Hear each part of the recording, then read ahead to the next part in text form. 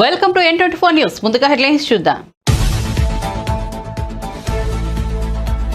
చంద్రబాబు కుటుంబాన్ని విమర్శించే స్థాయి నానికి లేదన్న కేసినేని చిన్ని. సొంత డబ్బా కొట్టుకోవద్దంటూ కేసినేని నానికి హితవు. స్థాయిని నిర్ణయించాల్సింది ప్రజలనని వెల్లడి. కేసినేని కుటుంబ గొడవలతో చంద్రబాబుకు సంబంధం లేదని వివరణ. ముఖ్యమంత్రి రేవంత్ రెడ్డితో Google vice president Chandrasekhar Thota భేటీ. రాష్ట్రంలో పెట్టుబడులపై ముఖ్యమంత్రి వైస్ ప్రెసిడెంట్ మధ్య చర్చ. నాణ్యమైన సేవలు అందించేందుకు తమ వద్ద సాంకేతికత ఉందన్న చంద్రశేఖర్.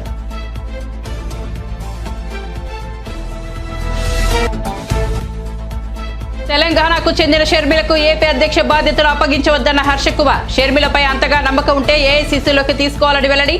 తెలంగాణ బిడ్డగా రాజకీయాల్లోకి వచ్చానని షర్మిల చెప్పారని వెల్లడి.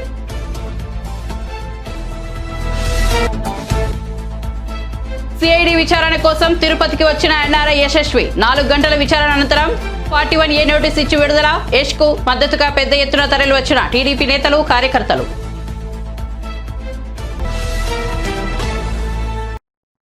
ఇక వార్త వివరాల్లోకి వెళ్తే, పూర్తి వడ్డీ భారాన్ని ప్రభుత్వమే భరిస్తూ ఒక్కొక్కరికి 10,000 అంతకు పైగా 3,95,000 చిరు వ్యాపారులకు 417.94 కోట్ల వడ్డీ లేని కొత్త రుణాలు. మొత్తం 16,73,576 మంది లబ్ధిదారుల్లో ఈ విడతలో చెల్లించాల్సిన 5.81 లక్షల మంది లబ్ధిదారులకు 13.64 కోట్ల వడ్డీ రీయింబర్స్మెంట్ కలిపి మొత్తం 431.58 కోట్లకు సీఎం క్యాంపు కార్యాలయం నుంచి బటన్ నొక్కి లబ్ధిదారుల బ్యాంకు ఖాతాల్లో జమ చేశారు ముఖ్యమంత్రి Jagan.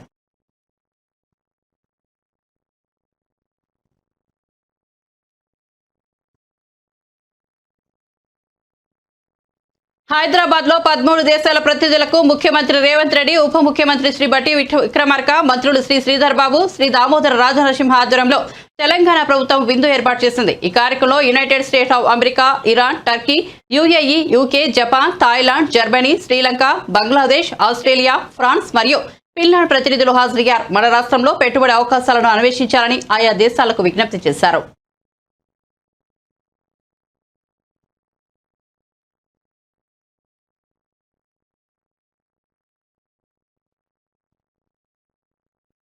Google vice president Chandrasekhar Thota తన ప్రతినిధులతో కలిసి తెలంగాణ ముఖ్యమంత్రి రేవంత్ రెడ్డిని గురువారం మర్యాదపూర్వకంగా కలిశారు. రాష్ట్రంలో పెట్టుబడులపై వారి మధ్య చర్చ జరిగింది. ప్రభుత్వంతో కలిసి పనిచేయడానికి గూగుల్ వైస్ ప్రెసిడెంట్ సంసిద్ధతను వ్యక్తం చేశారు.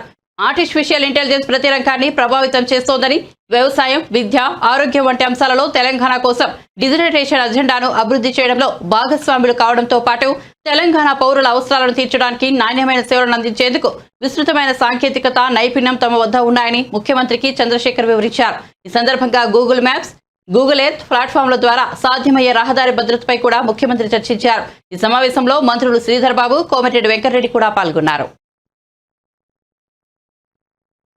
కేసినేని కుటుంబ గొడవలతో చంద్రబాబుకు గానీ ఆయన కుటుంబానికి గానీ ఎలాంటి సంబంధం లేదని కేసినేని చిన్ని స్పష్టం చేశారు.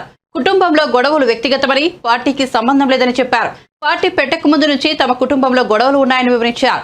కేసినేని కుటుంబ సభ్యుడిగా ఎప్పటికప్పుడు తానే సర్దుకుంటూ వచ్చానని తెలిపారు. తమ కుటుంబానికి సంబంధించిన గొడవలను మీడియా ముందు వెల్లడిస్తూ కేసినేని నాని ఎన్నోసార్లు తనపై విమర్శలు చేశారని గుర్తు చేశారు.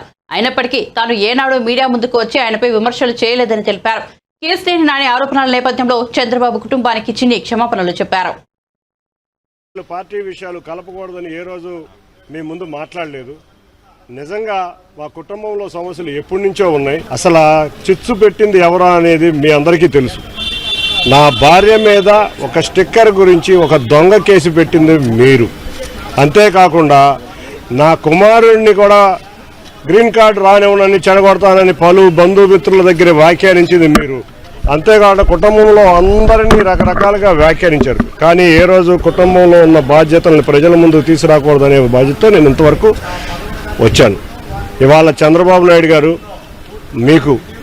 మేము మా కుటుంబ సభ్యులు అందరూ తరపున మేము సారీ చెప్తున్నాం. ఎందుకంటే నిజంగా మా ఇబ్బందులని తీసుకొచ్చి మీరు పెట్టారని ఆయన వ్యాఖ్యానించడం చాలా దురదృష్టకరం. అంతేకాకుండా ఆయన ఒక విషయం చెప్పారు, నారా లోకేష్ గారి స్థాయి ఏంటని. ఒక్కడి గుర్తుంచుకో నాని గారు, ఆయన ఒక మాజీ ముఖ్యమంత్రి మనవడు, ఒక ముఖ్యమంత్రి తనయుడు, అంతేకాకుండా ఆయన యువగళం పాదయాత్ర మొదలైతే లక్షలాది మంది తెలుగుదేశం అభిమానులు, కార్యకర్తలు, ప్రజలు ఆయన వెన్నంటి నడిచి ఆయన యొక్క నాయకత్వ పటిమేంటో తెలిపారు. మన కుటుంబం స్థాయి ఆ కుటుంబాలను విమర్శించే స్థాయి కాదు, మనం ఆయన్ని విమర్శించే స్థాయిలో మనం లేవు. మన స్థాయి నిర్ణయించాల్సింది ప్రజలు, పార్టీ కార్యకర్తలు. అంతేగాని మనం ఎప్పటికప్పుడు డబ్బా కొట్టుకోకూడదు. మీరే చెప్పారు చాలాసార్లు, జగన్ ఒక అవినీతిపరుడు, అమరావతిని 3 రాజధానులని అమరావతిని చెడగొడుతున్నారు, ఇట్లా రకరకాల వ్యాఖ్యలు చేసిన మీరే ఇవాళ వచ్చి అమరావతిని ఇక్కడ వేస్ట్ 3 రాజధానులే ముద్దని నువ్వు జగన్ని కౌగిలించుకుంటే ఇంతకన్నా దౌర్భాగ్యం ఇంతకన్నా లేదని నేను అందరికీ సవినయంగా చెబుతూ, ఇటువంటి మా కుటుంబంలో జరిగిన విషయాలన్నీ అవి మా వ్యక్తిగతం, పార్టీకి ఎటువంటి సంబంధం లేదు. పార్టీ రాకముందు నుంచి ఈ విషయాలు జరుగుతూనే ఉన్నాయి. నేను ఏదో సేవా కార్యక్రమాలు చేద్దాం, కరోనా తర్వాత రాష్ట్రం ఇబ్బందుల్లో ఉంది, ప్రజలు ఇబ్బందుల్లో ఉన్నారు, చంద్రబాబు నాయుడు గారు ముఖ్యమంత్రిగా కూడా లేరు, విపత్కర సమయాల్లో ఎంతో కొంత నేను సంపాదించిన దాంట్లో ఎంతో కొంత ప్రజల సేవా కార్యక్రమంలో నిమగ్నమై వచ్చానని చెప్తున్నా. ఏ రోజు నేను ఎంపీ కింద ఉంచుంటానని అనలేదు, ఏ రోజు మీతో గొడవ ఉందని అనలేదు. మీరు పలుమార్లు మీడియాల్లో నన్ను చులకనగా మాట్లాడినా కూడా కుటుంబ బాధ్యత కింద నేను ఎక్కడా కూడా విస్మరించకుండా నేను అనేది ఇంతవరకు చెప్పలేదు. కానీ మా ప్రజలు కానీ మా కార్యకర్తలు కానీ ఇవాళ మా తెలుగుదేశం కుటుంబం కానీ మీరు చంద్రబాబు నాయుడు గారిని లేకపోతే తెలుగుదేశం పార్టీని లేకపోతే తెలుగుదేశం కార్యకర్తలు తెలుగుదేశం సంస్థాగతంగా నిర్మించుకున్న పార్టీని మీరు విమర్శిస్తుంటే ఎవరు ఊరుకోరు. మీకు హెచ్చరిస్తున్నాను, తప్పక దీనికి శాస్తి అనుభవిస్తారు. ఇప్పటికైనా ఇటువంటి వ్యాఖ్యలు చేయరాదని మీ అందరి ముందు విన్నవించుకుంటున్నాను. మా కుటుంబ గొడవలకి చంద్రబాబు నాయుడు గారికి ఎటువంటి సంబంధం లేదు. మాకు 1999 నుంచి మా కుటుంబంలో సమస్యలు ఉంటానే ఉన్నాయి, నిరంతరం ఉంటానే ఉన్నాయి. అవన్నీ ఎప్పటికప్పుడు సర్దుకుంటా మళ్ళీ నేను సర్దుకుంటా వస్తున్నాను. సర్దుకుంటా వచ్చినా కూడా ఆయన ఇంకా మారకుండా అట్లాగే ఉన్నారు. 2014 ఎలక్షన్లో కూడా దగ్గరుండి చేసి మళ్ళీ వెళ్ళిపోయాను. విజయవాడ నగర ప్రజలకే కాదు మీకు కూడా తెలుసు, నేను ఎప్పుడూ కూడా ఇక్కడెక్కడా కనపడలేదు. నేను సేవా కార్యక్రమాల్లోకి వచ్చినాక ఏ రోజు చంద్రబాబు నాయుడు గారు నన్ను కలవలేదు. ఏదో 2-3 సార్లు కలిసినా కూడా నా సేవా కార్యక్రమాల గురించి వివరించడమే జరిగింది. అంతేకాకుండా తను వెళ్ళిపోదామని గత 4 సంవత్సరాల నుంచి మొత్తం మీకే తెలుసు, అందరికీ తెలుసు, వైసీపీ నాయకులు అందరితోనూ కోవర్ట్గా చేస్తున్నారని ప్రజలందరూ అనుకుంటున్నారు. మీరు చెప్పిన విషయాలు కూడా నేను విన్నాను. కాబట్టి ఆ ప్లాన్లో భాగంగానే ఎలక్షన్లు వచ్చినాయి, ఇంకా పార్లమెంటు టైం కూడా అయిపోయింది. కాబట్టి ఆయన అనుకున్న ప్లాను జరుగుతుందేమోనని ప్రజలందరి అభిప్రాయం. మహామహులు వెళ్ళిపోయిన రోజే టీడీపీ ఖాళీ అవ్వలేదు. తెలుగుదేశం పసుపు కుటుంబం చాలా ఎన్ని కష్టాలు ఎదురైనా ఎన్ని ఎదుర్కొన్నా మీరు చూశారు. 2019 నుంచి ఎన్నో కేసులు జరిగినాయి, ఎన్నో దాడులు జరిగినాయి. అయినా కూడా కార్యకర్తలు పార్టీని ముందుండి నడిచి పార్టీని నిలబెట్టారు. ఇటువంటి వాళ్ళు వచ్చినా పోయినా ఎవరైనా, అంటే నేనంటే ఆయన అని కాదు, ఎటువంటి వ్యాఖ్యానాలు చేసే వ్యక్తులు ఎవరికైనా తగిన శాస్తి జరుగుద్ది. ఏపీ ముఖ్యమంత్రి వైఎస్ జగన్ కు అధికార పార్టీకి వ్యతిరేకంగా సోషల్ మీడియాలో పోస్టులు పెట్టిన కేసులో తెలుగుదేశం ఎన్ఆర్ఐ కార్యకర్త బొద్దులూరి యశస్వి తిరుపతిలో సిఐడి విచారణకు హాజరయ్యారు. తన తల్లి అనారోగ్యం పాలవడంతో చూసేందుకు అమెరికా నుంచి వచ్చిన యష్ను గత నెల 23న శంషాబాద్ విమానాశ్రయంలో పోలీసులు అరెస్ట్ చేశారు. అక్కడి నుంచి గుంటూరు తీసుకెళ్లిన సిఐడి పోలీసులు 4 గంటల పాటు విచారించి 41A నోటీసు ఇచ్చి విడిచిపెట్టారు. ఇందులో భాగంగా సిఐడి విచారణ కోసం ఆయన తిరుపతి వచ్చారు. ఆయనకు మద్దతుగా పలువురు టీడీపీ నేతలు, కార్యకర్తలు కూడా తిరుపతి చేరుకున్నారు.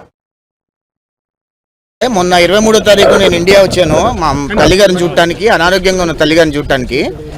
సిఐడి పోలీసులు నన్ను ఎయిర్పోర్ట్లో అదుపులోకి తీసుకొని 41A నోటీసులు ఇవ్వడం జరిగింది గుంటూరు తీసుకొచ్చి. ఆ 41A నోటీసుల్లో 2 ఎఫ్ఐఆర్లలో నేను ఇవాళ ఇన్వెస్టిగేషన్కి హాజరవడం జరిగింది. మేము ప్రజాస్వామ్యబద్ధంగా ప్రభుత్వాన్ని చేస్తున్న తప్పులను ప్రశ్నిస్తుంటే అధికారం అడ్డుపెట్టుకొని పోలీసుల ద్వారా మమ్మల్ని వేధించే ప్రయత్నం చేస్తూనే ఉన్నారు ముఖ్యమంత్రి గారు. జగన్మోహన్ రెడ్డి గారు ఒక విషయం గుర్తుపెట్టుకోవాలి, ఆయన ఆంధ్రప్రదేశ్ రాష్ట్రానికి ముఖ్యమంత్రి అంటే 5 కోట్ల ప్రజలకు కూడా ముఖ్యమంత్రి ఆయన. కానీ ఆయన పార్టీకే ముఖ్యమంత్రి, ఆయన పార్టీ కార్యకర్తలకే ముఖ్యమంత్రిగా వ్యవహరిస్తూ ఈరోజు ప్రతిపక్ష పార్టీ కార్యకర్తలు గాని నాయకులు గాని ఎవరెవరైతే ప్రశ్నిస్తున్నారో వాళ్ళందరినీ అణిచివేసే ప్రయత్నం చేస్తూనే ఉన్నారు నిరంతరంగా. ఈరోజు జగన్మోహన్ రెడ్డి గారు చేస్తున్న అరాచకాలని, జగన్మోహన్ రెడ్డి గారు తీసుకుంటున్న నిర్ణయాలని మేము ప్రశ్నించామని చెప్పి ప్రసార మాధ్యమాలలో మా మీద దొంగ కేసులు కట్టి ఈరోజు పోలీసుల ద్వారా ఈ రకంగా వేధించే ప్రయత్నం చేస్తూనే ఉన్నారు. మేము ఏ రోజు కూడా ఎక్కడ కూడా అసభ్యకరంగా మాట్లాడిన దాఖలాలు లేదు, లేదా మేము ఏ రోజు కూడా ఏ రకంగా కూడా అంటే ప్రజాస్వామ్యబద్ధంగా ప్రశ్నించాము తప్పితే జగన్మోహన్ రెడ్డి గారి పార్టీలో ఉన్న కార్యకర్తల ద్వారా మేము ఏ రోజు అసభ్యకరంగా మాట్లాడలేదు. జగన్మోహన్ రెడ్డి గారి ప్రభుత్వం ఇంకొక 2 నెలలు మాత్రమే ఉంటుంది. అందరికీ జగన్మోహన్ రెడ్డి గారి వల్ల ఆంధ్రప్రదేశ్ రాష్ట్రానికి ఒరిగిందేమీ లేదు. ఆయన ముఖ్యమంత్రి అయిన తర్వాత ఆంధ్రప్రదేశ్ రాష్ట్రానికి 10.5 లక్షల కోట్ల రూపాయల అప్పులు తీసుకొచ్చి రాష్ట్రాన్ని అధోగతి పాలు చేసి, రాష్ట్రాన్ని సర్వనాశనం చేసి ఈరోజు రాష్ట్రంలో యువతకి భవిష్యత్తు లేకుండా, రాష్ట్రంలో ఒక రూపాయి పెట్టుబడి తీసుకోకుండా, రూపాయి సంపద సృష్టించకుండా, రూపాయి అభివృద్ధి చేయకుండా, కనీసం ఒక ప్రాజెక్టు పూర్తి చేయకుండా, రోడ్డు మీద తట్టి మట్టేయకుండా రాష్ట్రాన్ని ఏ రకంగా సర్వనాశనం చేశారో రాష్ట్ర ప్రజలందరూ గ్రహించారు. రాబోయే ఎన్నికల్లో జగన్మోహన్ రెడ్డి గారిని చిత్తుగా ఓడించడానికి ఆంధ్రప్రదేశ్ రాష్ట్ర ప్రజలందరూ కంకణం కట్టుకొని కూర్చున్నారు. అంటే వాయిదా ఏం అడగలేదు, చెప్పలేదండి. వాళ్ళు రెండు కేసెస్లో మాట్లాడటం జరిగింది. వాళ్ళు ఏదో వీడియోలు చూపించారు, వాళ్ళు నా వీడియోస్ కూడా కాదు, నేను మాట్లాడిన మాటలు కూడా కావు. అంతా మార్ఫింగ్ వీడియోస్ చేసి ఏదో రకంగా మమ్మల్ని వేధించే ప్రయత్నం చేస్తున్నారు తప్పితే మేము ఏ రోజు కూడా అట్లాంటి వీడియోస్ చేసిన దాఖలు లేవు. కానీ ఏదంటే మేము మాట్లాడింది ఒకటైతే చూపించేది ఒకటి, ఆ రకంగా ఉన్నాయి. సో మేము చెప్పాము అవి మాకు సంబంధం లేదని చెప్పాము. మాకు దగ్గర 31 క్వశ్చన్స్ ఇచ్చారండి. ఆ 31 క్వశ్చన్స్కి మా లాయర్ గారి సమక్షంలో మేము ఆన్సర్ చేయడం జరిగింది. So whatever they asked, వాళ్ళు అడిగిన దానికి అన్నిటి కూడా సమాధానం ఇవ్వడం జరిగింది. లిఖితపూర్వకంగా తీసుకున్నారు. మా లాయర్ గారి సమక్షంలో నన్ను విచారించారు. మా లాయర్ గారిని కనుచూపు మేర కూర్చోబెట్టి నన్ను విచారించారు. నన్ను ఆయన క్వశ్చన్స్ అన్నిటికీ ఆన్సర్ చేయడం జరిగింది. అంటే నాకు ఇంకొక కొత్త ట్విస్ట్ ఏంటంటే, కొత్తగా ఇవాళ విజయవాడ నుంచి ఇంకొక కొత్త ఎఫ్ఐఆర్ మీద 41 నోటీస్ ఇచ్చారు. అది 2/2023 సిఆర్పిసి నంబర్ 2/2023 మీద రేపు 24వ తారీఖు ఇన్వెస్టిగేషన్ రమ్మన్నారు మంగళగిరికి. ఇది కొత్త ఎఫ్ఐఆర్. మాకు అంటే ప్రతిరోజు ఒక న్యూస్ అన్నమాట. మమ్మల్ని ఏ రకంగా వేధించాలి, ఏ రకంగా వెంటాడాలి, మా గొంతులు ఏ రకంగా నొక్కేయాలి అనే ప్రయత్నం చేస్తున్నారు ఈ ప్రభుత్వం. బహుశా అన్నిటికీ సిద్ధంగా ఉన్నాము. తప్పకుండా అన్ని రకాల విచారణలకు ఎదుర్కొంటాము. మేము ఏ రోజు ఎక్కడ తప్పు చేయలేదు. ఎక్కడ కూడా జగన్మోహన్ రెడ్డి గారి అన్యాయాలు మాత్రమే ప్రశ్నించాము. ఏ రోజు కూడా అన్పార్లమెంటరీ కానివ్వండి, ప్రజాస్వామ్యబద్ధంగా మాట్లాడని తప్పితే అన్పార్లమెంటరీగా ఎక్కడ మాట్లాడలేదు. కాబట్టి జగన్మోహన్ రెడ్డి గారు ఎన్ని కేసులు పెట్టినా అన్ని కేసులు ఖచ్చితంగా విచారణకు ఎదుర్కొంటాం. జగన్ షర్మిల ఒకటేనని, అందుకే షర్మిలకు ఏపీ కాంగ్రెస్ పార్టీ బాధ్యతలను అప్పగించవద్దని మాజీ ఎంపీ హర్షకుమార్ అన్నారు. గురువారం రాజమహేంద్రవరంలో ఆయన మీడియాతో మాట్లాడుతూ తాను కాంగ్రెస్ పార్టీకి ఒకే విషయం చెబుతున్నానని, షర్మిలపై ఆ పార్టీకి అంతగా నమ్మకం ఉంటే ఏఐసీసీలోకి తీసుకువచ్చానని, ఏఐసీసీ ప్రధాన కార్యదర్శిగాను తీసుకోవచ్చునని, కర్ణాటక నుంచి పార్లమెంట్ సీటు లేదా రాజ్యసభకు పంపించవచ్చునని, దేశానికే స్టార్ కంపెనీగా ఉపయోగించుకోనని, కానీ ఏపీ బాధ్యతలు మాత్రం అప్పగించవద్దని విజ్ఞప్తి చేశారు. తెలంగాణ బిడ్డగా తాను రాజకీయాల్లోకి వచ్చానని షర్మిల గతంలో చెప్పారని, అలాంటి నాయకురాలు ఆంధ్రాలో బాధ్యతలు చేపడితే వచ్చే పరిణామాలను గ్రహించాలని సూచించారు. అందుకే తెలంగాణకు చెందిన షర్మిలకు ఏపీలో బాధ్యతలు అప్పగించవద్దన్నారు. రానున్న లోక్సభ ఎన్నికల్లో తాను అమలాపురం నుంచి పోటీ చేస్తానని ప్రకటించారు. తర్వాత బాగా నిరాదరణకి గురి అయిన వర్గం ఏదన్నా ఉందంటే ఆ వర్గం ఖచ్చితంగా దళితులు. ఈ ప్రభుత్వం మీద ఎన్నో ఆశలు పెట్టుకుంది దళిత జాతి. వాళ్ళ ఆశల మీద నీళ్లు కుమ్మరించారు జగన్ పార్టీ. ఈ 5 సంవత్సరాల్లో ఒక లోన్ కూడా ఈ ప్రభుత్వం ఇవ్వలేదు. ఎవరికీ ఫీజు రియంబర్స్మెంట్ లేదు. అన్ని వర్గాలకి కూడా తీసి పారేసిన పరిస్థితి. ఒక గవర్నమెంట్ మెడికల్ కాలేజీలో ఎస్సీలకి రిజర్వేషన్ తగ్గించేశారు, తీసేశారంటే ఏమనుకోవాలి? నీ సొంత మనుషులకి కంపెనీలు పెట్టిన ప్రతి వాడికి కూడా లక్షలాది ఎకరాల భూములు దారాదత్తం చేస్తున్నావు. ఎవరొక సభని నువ్వు దారాదత్తం చేస్తున్నావు.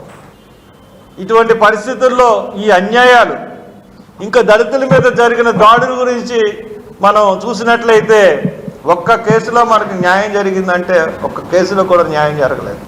ఈ జిల్లాలో ఎన్ని దాడులు జరిగినాయి, ఎన్ని హత్యలు జరిగినాయి, ఒక్కదానికన్నా సమాధానం, ఒక్కదానికన్నా శిక్ష పడింది. నువ్వు గద్దెను ఎక్కిన తర్వాత ఒక్క కేసులో కూడా తీర్పు రాలేదు. మరి దళితుల పట్ల నీకున్న ప్రేమ ఏంటి, ఔత్సల్యం ఏంటి, ఇవన్నీ కూడా దళితులు గ్రహిస్తూ ఉన్నారు.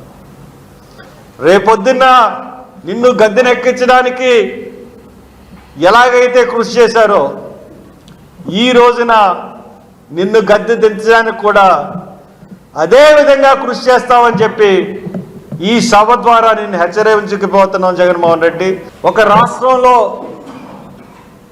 చెల్లని నాణ్యం ఇంకో రాష్ట్రంలో ఎలా చెల్లుతుంది? ఈ రాష్ట్రంలో నాయకులు లేరా? ఈ రాష్ట్రంలో కాంగ్రెస్ పార్టీని బతికించే నాయకులే లేరా?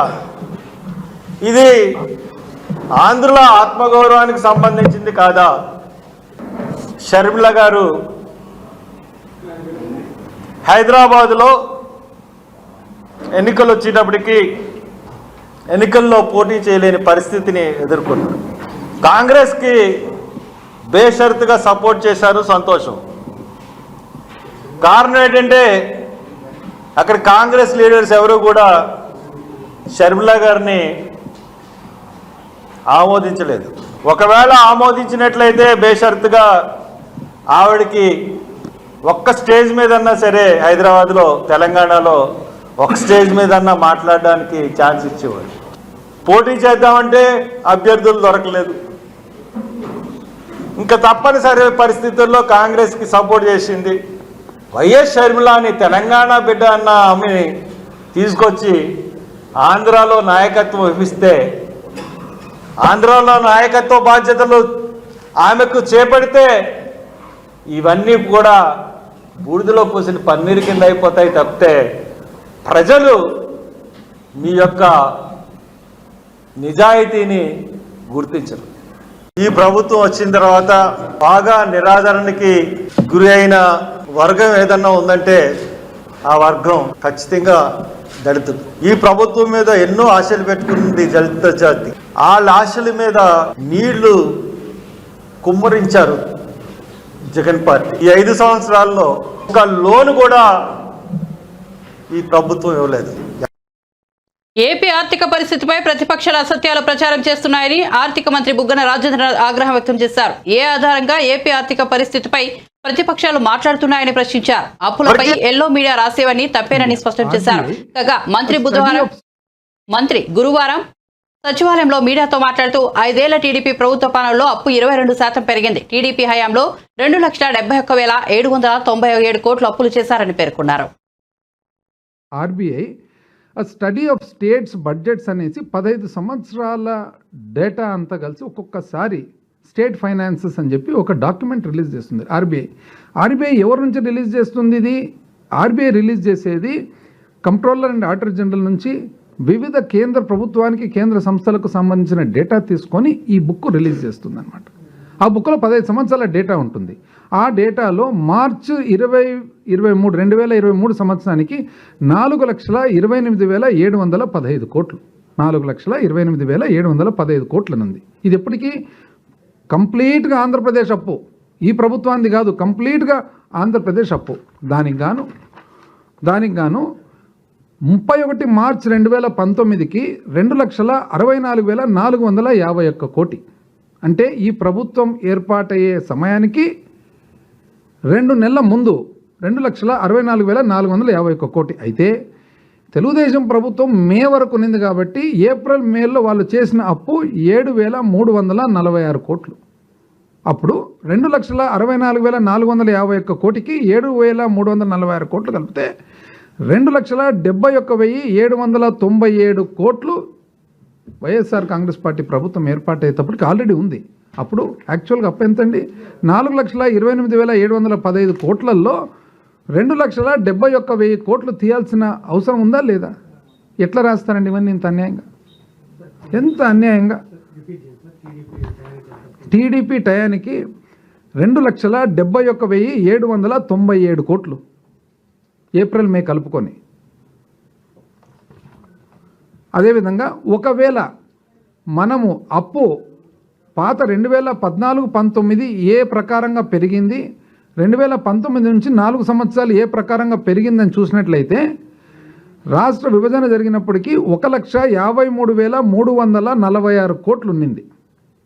అది 4,12,288 కోట్లు అయింది టీడీపీ ప్రభుత్వం దిగిపోయేటప్పటికి. అది ఈరోజు 6,38,217 కోట్లు ఉంది 4 సంవత్సరాలు వైసీపీ ప్రభుత్వంలో. అంటే అర్థమేమి? 5 సంవత్సరాల టీడీపీ ప్రభుత్వంలో వార్షిక వృద్ధి రేటు సంవత్సరం మీద సంవత్సరం అప్పు 21.8, అంటే ఇంచుమించు 22% పెరిగింది. ఈ ప్రభుత్వం వచ్చిన తర్వాత కేవలం 12% పెరిగింది. పాత ప్రభుత్వం 22% సంవత్సరం మీద సంవత్సరం పెరిగితే ఈ ప్రభుత్వం 12% మాత్రమే పెరిగింది. ఏది? కోవిడ్ పెట్టుకొని. ఎంత అన్యాయంగా చూడండి చెప్తుండేది అసలు. మరి ఇంకేమంటారంటే మీరు చెప్పకుండా ఇది చేస్తున్నారు కార్పొరేషన్లకు. ప్రజలు మార్పు కోరుకున్నారని ఈ మేరకు మార్పు తీసుకొచ్చి చూపిస్తామని రాష్ట్ర ఐటీ పరిశ్రమలు శాసనసభ వ్యవహారాల శాఖ మంత్రి దుద్దిల శ్రీధర్బాబు స్పష్టం చేశారు. త్వరలో కొత్త పారిశ్రామిక పాలసీని తీసుకొస్తామని వెల్లడించారు. అందరి సలహాలు సూచనలు స్వీకరిస్తామని ప్రకటించారు. ఇక్కడ ఎస్టీసీసీఐ, ఫిక్కీ, సిఏఏ, ఎస్టీఎస్సీ, డొక్కి సంస్థల ప్రతినిధులు ఇతర ప్రముఖ వ్యక్తులతో శ్రీధర్బాబు ముఖాముఖిగా మాట్లాడారు. ఈ సందర్భంగా ఆయన మాట్లాడుతూ ప్రజలు మార్పు కోరారని, మార్పు తీసుకొచ్చి చూపిస్తామని, పరిశ్రమ రంగంలోనూ మార్పు వస్తుందని తెలిపారు. స్వతంత్రం వచ్చిన తర్వాత కాంగ్రెస్ ప్రభుత్వాలు అనేక విధానపరమైన మార్పులు తీసుకొచ్చాయని, కాంగ్రెస్ హయాంలో అనేక పరిశ్రమలు ఏర్పడమే కాకుండా ప్రభుత్వ రంగ సంస్థలను కూడా ఏర్పాటు చేసి ఉద్యోగ, ఉపాధి అవకాశాలు పెంచిందని వివరించారు.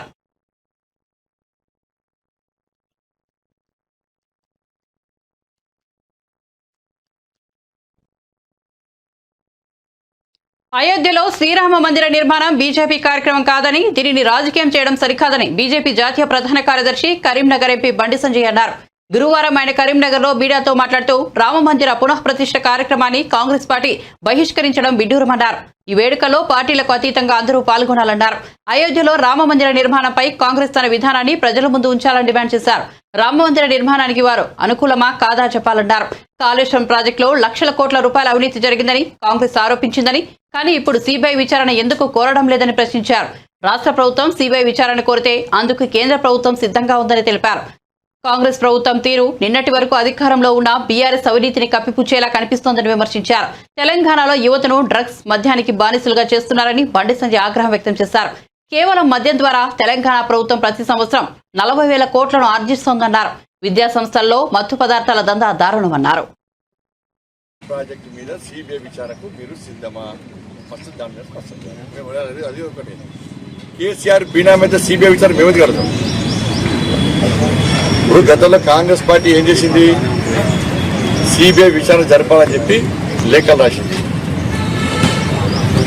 అప్పుడు భయపడ్డటువంటి బీఆర్ఎస్ పార్టీ ప్రభుత్వం సిబిఐ వ్యతిరేకంగా ఏ విధంగా తీర్మానం చేసిందో, ఏ విధంగా చేసిందో తెలుసుకోవాలి. కానీ కాంగ్రెస్ పార్టీ ప్రభుత్వం ఇలా రాష్ట్రంలో ఉంది కాబట్టి సిబిఐ విచారణ కోరడం తప్పే వరకు ఇవ్వాలనినా చీఫ్ జస్టిస్ లేఖ రాశారు. మేడిగడ్డ బ్యారేజ్ మీద మాత్రమే విచారణ జరపాలని చెప్పి.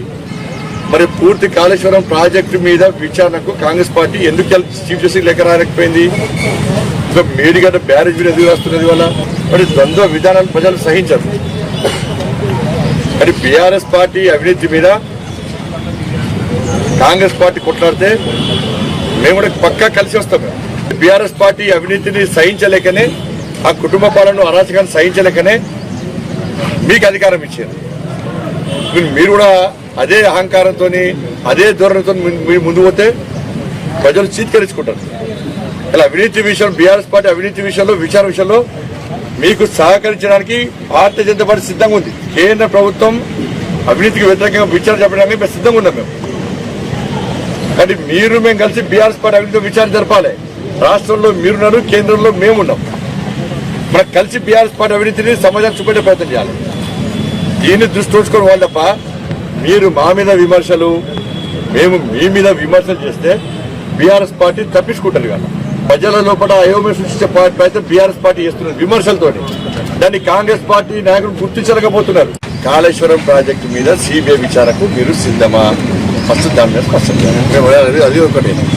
కేసీఆర్ బీనా మీద సిబిఐ విచారణ మేము కడతాం. ఇప్పుడు గతంలో కాంగ్రెస్ పార్టీ ఏం చేసింది? సిబిఐ విచారణ జరపాలని చెప్పి లేఖలు రాసింది. అప్పుడు భయపడ్డటువంటి ఆర్టీసీ బలోపేతంపై ప్రభుత్వం మరింత దృష్టి సారించింది. ఇప్పటికే 80 బస్సులను ప్రారంభించుకుని ప్రజలకు అందుబాటులో వచ్చి ఆర్టీసీ ముందుకు వెళ్తోంది. ఈ సంవత్సరం జూలై నెలలోపు మరో 1000 బస్సులు రోడ్డెక్కనున్నాయని రవాణా మరియు బీసీ సంక్షేమ శాఖ మంత్రి పొన్నం ప్రభాకర్ రావు తెలిపారు. ఎన్నికల్లో ఇచ్చిన హామీ మేరకు కాంగ్రెస్ ప్రభుత్వం ఏర్పడగానే మహాలక్ష్మి పథకం అమలు చేశామని, ఈ పథకం కింద మహిళలకు ఉచిత బస్సు ప్రయాణానికి మంచి స్పందన వస్తూ విజయవంతంగా కొనసాగిస్తున్నామని మంత్రి పొన్నం ప్రభాకర్ వెల్లడించారు. ఇప్పటి వరకు దాదాపు 9 కోట్ల మంది మహిళలు ఉచిత ప్రయాణం చేశారు.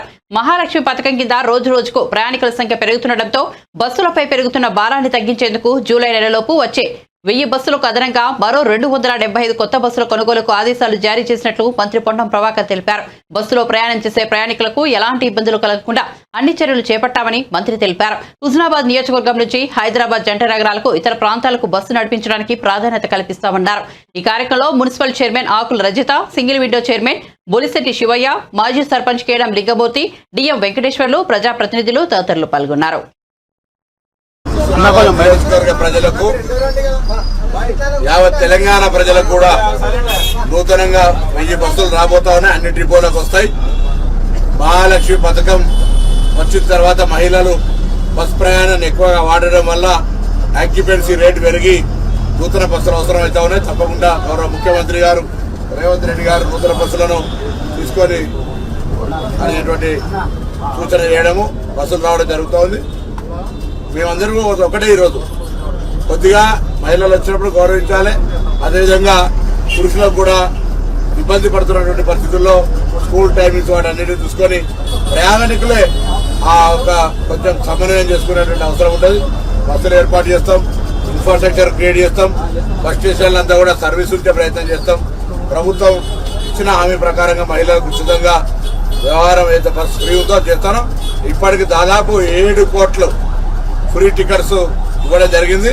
అవన్నీ కూడా ఇంకా భవిష్యత్తులో ఎటువంటి ఇబ్బందులు లేకుండా పారదర్శకంగా మహిళల సౌకర్యంగా ఉండే విధంగా ఈ కార్యక్రమం తీసుకోబోతున్న మాట సందర్భంగా మనం చేస్తా ఉన్నాం. ఇలా హుస్నాబాద్ నుంచి కూడా మిగతా డిపోలు కావచ్చు, హైదరాబాద్ జెండా నగరాలకు కావచ్చు, అన్ని ప్రాంతాల్లో బస్సుల యొక్క అంశానికి ప్రభుత్వం అత్యంత ప్రాధాన్యత ఇవ్వబోతోంది. బులెటిన్ ముగించే ముందు హెడ్లైన్స్ మరోసారి చూద్దాం.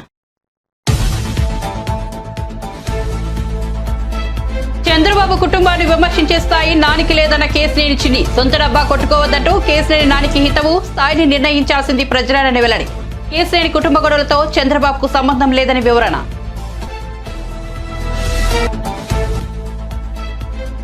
ముఖ్యమంత్రి రేవంత్ రెడ్డితో Google vice president Chandrasekhar Thota భేటీ. రాష్ట్రంలో పెట్టుబడులపై ముఖ్యమంత్రి వైస్ ప్రెసిడెంట్ మధ్య చర్చ. నాణ్యమైన సేవలు అందించేందుకు తమ వద్ద సాంకేతికత ఉందన్న చంద్రశేఖర్.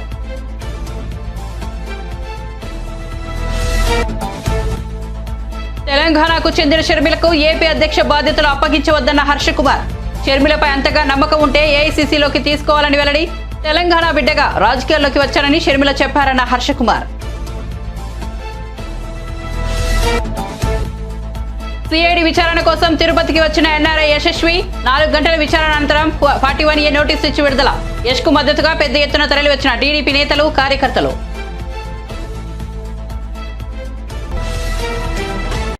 మరిన్ని అప్డేట్స్ కోసం చూస్తూనే ఉండండి N24 న్యూస్.